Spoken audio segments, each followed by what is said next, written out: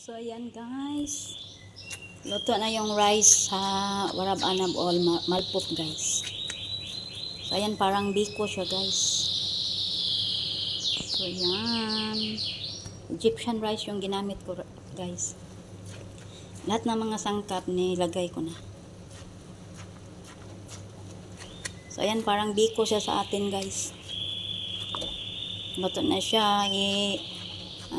I-wrap ko siya sa dahon ng malpot.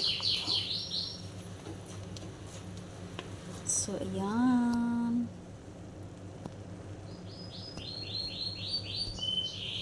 Parang biko guys. Masarap siya guys kasi ang daming mga sangkap. Dami kong nilagay.